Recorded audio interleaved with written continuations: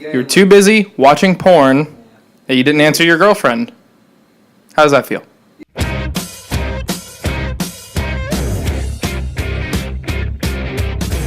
To preface this video, Queens of the Stone Age has been like one of my long-time favorite rock bands. It's because they just always come out with something fresh. They always like to reinvent themselves, come out with new sounds, and not stick to the same kind of stale tropes that rock music really kind of leans into these days. They are weirdly very, very successful for having done the same kind of dark, sexy rock music that they've been doing for the past 20 years.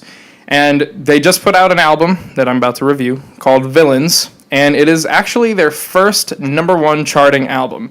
So that should say something about the fact that they have something in their music, and they're very talented. I feel like when they take on a new album, they try, especially Josh Homme, takes on this idea that they want the audience to experience the guitars in new ways that they haven't really before. Rock music has this tendency to do the same kind of regularly distorted sound over a lead male vocal that is kind of harsh and high, and that sound is kind of better left to the 70s. I think that recreating that sound is redundant, and Queens of the Stone Age, ever since they dropped in 1996, and even prior to that, with Josh Homme's stoner rock band, Caius, he really, really strove to not stick to that mold and create his own path. Queens of the Stone Age's last record, Like Clockwork, was honestly one of their best albums. It's an especially experimental album that took on a really atmospheric identity. It was honestly a sonic masterpiece, and it really got into a lot of textured sounds, haunting vocals, sinister sounding synth arpeggios, really, really tasty guitar parts, and just keeping that aforementioned dark general sexiness that just gives Queens of the Stone Age the fame and the edge that they've acquired over the years. Villains is the follow-up to that amazing album Like Clockwork, and sometimes it honestly does just feel like a follow-up. There are a lot of tracks that feel like they were part of the residual creative juices that Homme cultivated during Like Clockwork when he was writing those songs.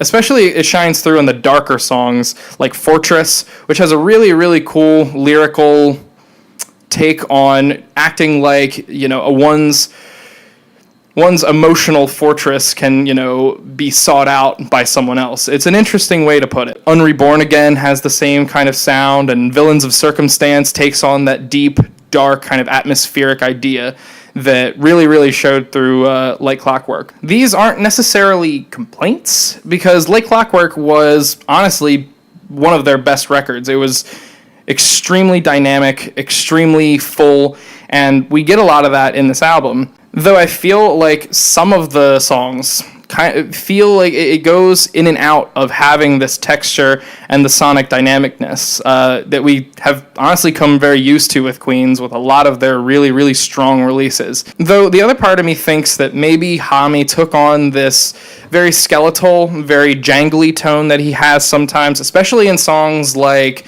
Feet Don't Fail Me Now. It really kind of shines through with an extremely funky, really hard-hitting, really rock-heavy sound that I think he was trying to hone in on through most of the album, but sometimes it does fall a little flat and falls into some of the same things that they have done before, which really contradicts the whole idea of Queens of the Stone Age moving forward and progressing, whereas this album kind of seems to stay in the same place.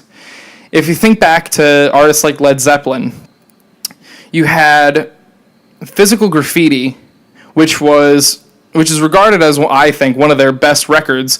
Then you had Houses of the Holy directly afterward, which kind of adopted the same sound that Physical Graffiti had, and actually is known for having songs on it that they just didn't include in Physical Graffiti. It feels like that album to me. Though if you really look at this album, there is kind of a duality here.